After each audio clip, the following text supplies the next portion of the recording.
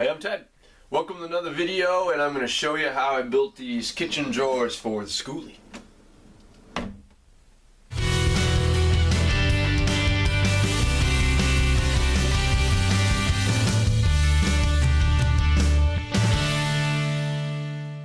Okay, other than the slides for these drawers, had everything else kicking around in the wood shop. So I had some MDF to use for the bodies in here. I'm not a huge fan of MDF really, just because it's not wood, but it's super flat. It's pretty rugged as long as it doesn't get wet, which shouldn't get wet over there. And I just had it in the shop, so I figured I might as well use it up to make these drawers. And then the faces are some cedar that I had, that I picked up for free and sort of milled out, so I'll show you that process as well. So let me show you what I did.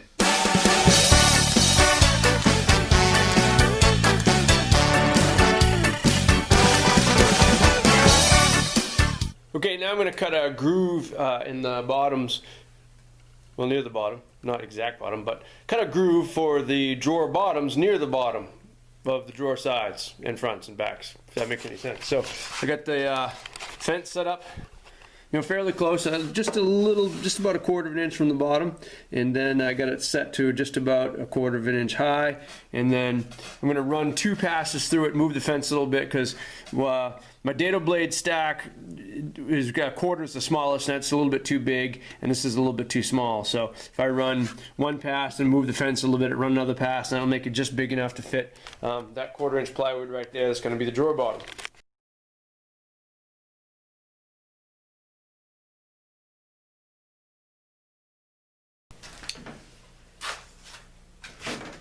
Right now, rip up the plywood for the drawer bottoms.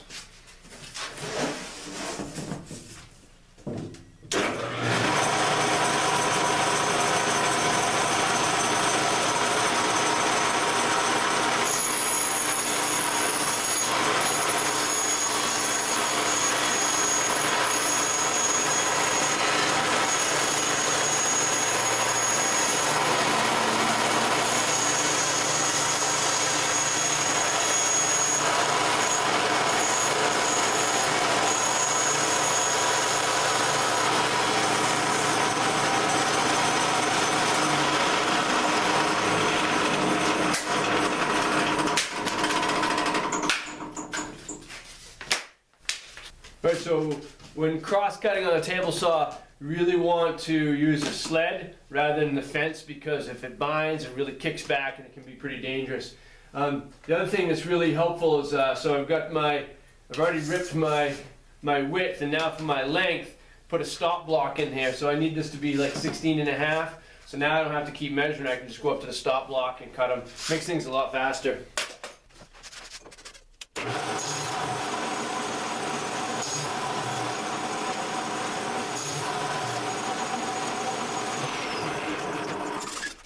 Now we can assemble using Kreg screws and our driver, this handy dandy clamp.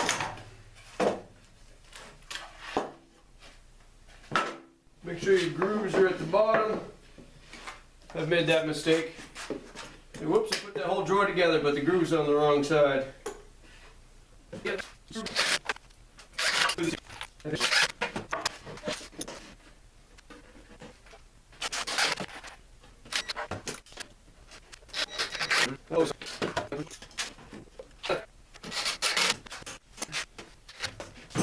the drawer bottoms in. And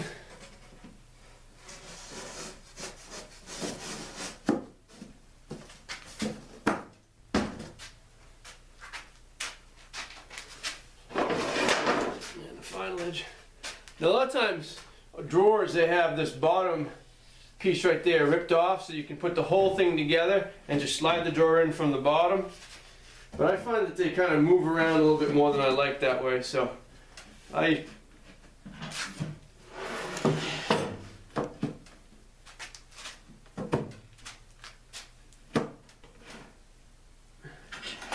don't do that.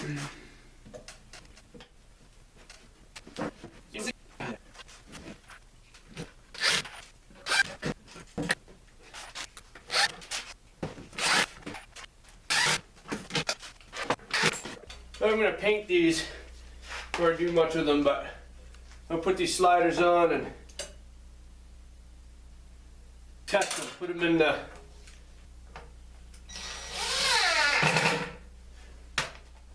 we're going to test them, see if they fit. I love these sliders, they work really well, but if everything's not perfectly square, then they don't work so well.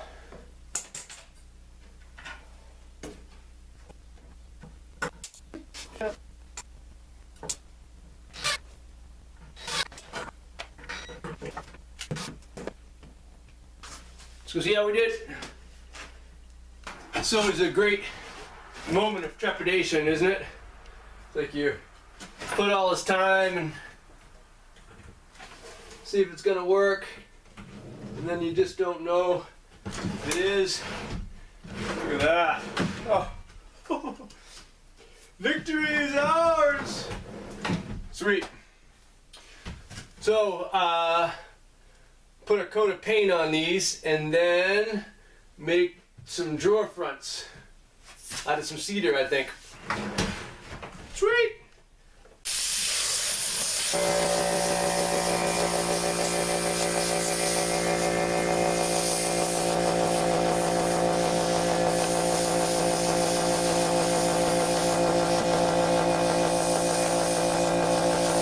Alright, well, it's the next day now. I wanted to give the paint time to dry. Like my color. Yeah, I'm not sure if I'm a big fan of it, but it was, I had it kicking around the shop, and so again, it was free. Following to the, well, not free, but I'd paid for it a long time ago. So it's still sitting there. So anyway, time to put on the drawer mount sliders. And this tab here, I'll show you a close up in a second, goes flush with the front of the actual drawer, not the drawer face. And then you can put them really anywhere depending on how high the drawer you want to sit in kind of where. So I like putting it about 1/2 inch from the bottom. That should work. You can mess around with it.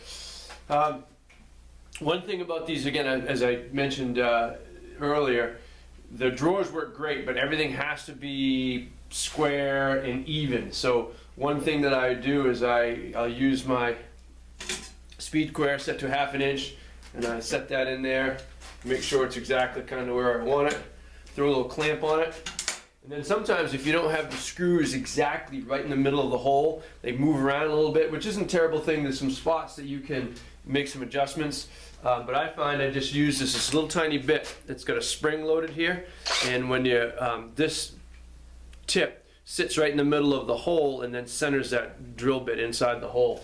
So a lot of times what I'll do is I'll just barely break the surface, just enough so that I know that screw's going to sit in the middle. I don't like taking out too much material because I want as much. These drawers are going to be heavy. In fact, I'm worried that these screws aren't going to be big enough to handle the weight, but I'll just put a lot of them in and hope. I know, hope's not usually a good plan. What's that? Wishing isn't a plan? I suppose that's true.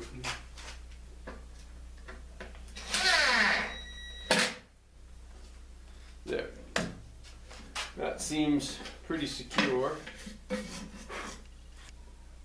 I got the flat end pointing the same direction as the other one. I don't know how many times I've done that, get going in the routine and realize I'd put them on facing opposite directions, which is really frustrating. Recognize my ceiling material. Get scraps of that everywhere. It's gonna make awesome kindling next year. Oh, get up there.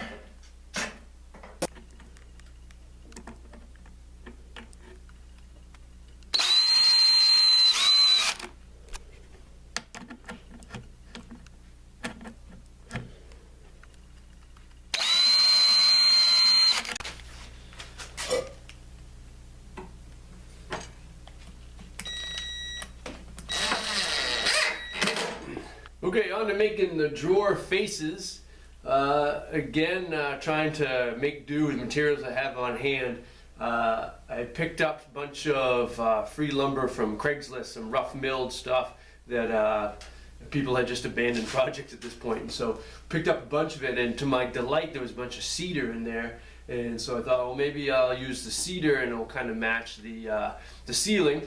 Part of me is thinking, well, you get a lot of wood in there, maybe it's too much, but I don't know, I just love wood, so we'll find other ways to accent it, but we'll try the cedar. So as you can see, maybe you can't see, but it's not very straight, and so I'm going to put it in this little sled that I built for my table saw. This edge is factory, so it's pretty straight, so I just sort of clamp this in to and then clamp it into the sled, and then this edge will make a straight edge on this side when I cut it, and I can use it as a reference point. So that's what we'll do.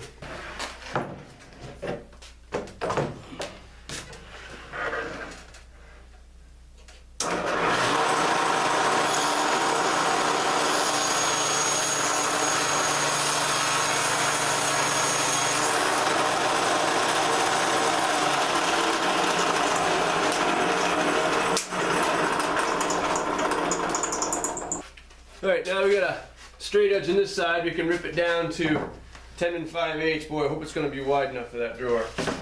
Now I'll have to glue it up. Nope, not going to be wide enough. I'm going to have to rip it down and then glue up some panels together. Alright, I got flat edges now, so now let's cut it to length. I'm going to cut it a little bit long. And I can trim it afterwards, that way I just have a little extra to work with.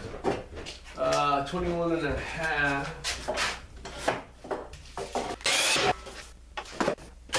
Then we'll glue these up to get to the right thickness.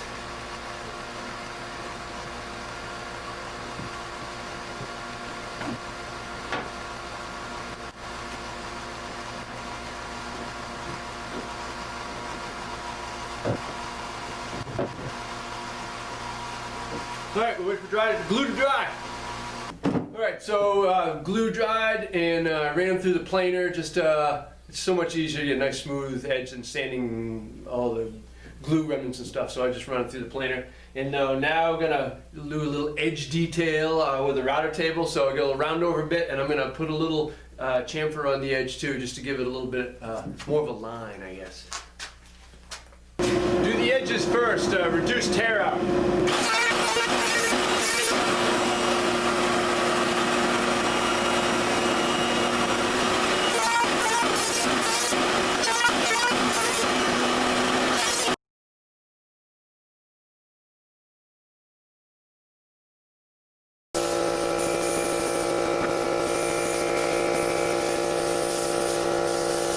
Alright, so we sanded and put a coat of shellac on here, and so now it's time to mount the faces. I don't really have a great strategy for doing this. I just sort of eyeball them. I know I want that to be about 1/3 of the way down that face frame. About like that, I guess.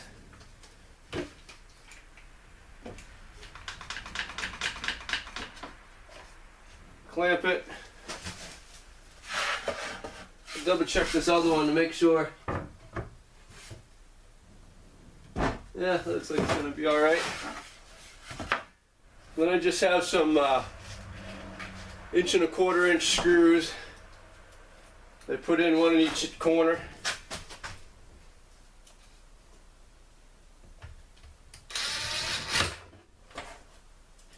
Try to put in each corner.